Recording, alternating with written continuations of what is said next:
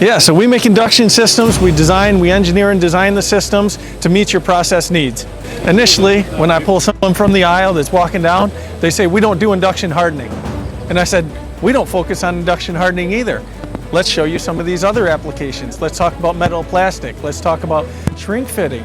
Let's talk about brazing. Let's talk about preheating for welding. There are a lot of applications that people don't normally think about.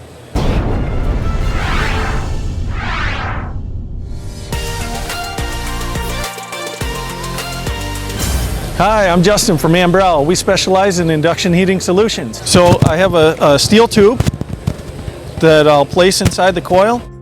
The steel tube will turn to cherry red, and this will be an example of how you would heat the part. So you're evaporating water, and you see a nice glow on the tube. It's so local that was cherry red, and I can touch it right there.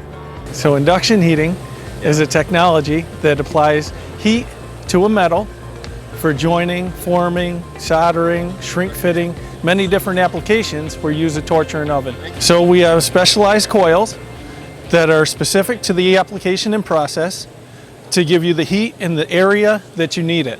So this is very repeatable, precise, energy efficient form of heating. So here's a metal plastic insertion application. So typically you get into your car, you never think about the car door handle, but it's plastic.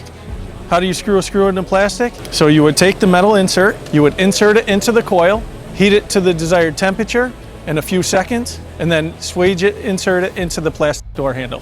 So how do you make a bond between a plastic tube and the top, between the plastic cap? You take an aluminum foil, you put it inside the cap, you screw it on, put it into an induction coil, you heat it, it heats up the adhesive, bonds the aluminum foil to the tube, and you have a completed process, all within seconds. So it's very precise and controlled.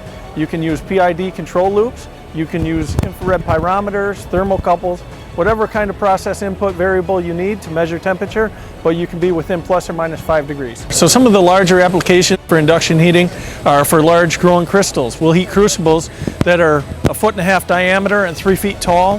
We've done large bridge gears that are 1 meter in diameter, 1 foot tall. So there are a lot of large applications. We've heated pipes that are 26 feet long, about 5-6 inch diameter.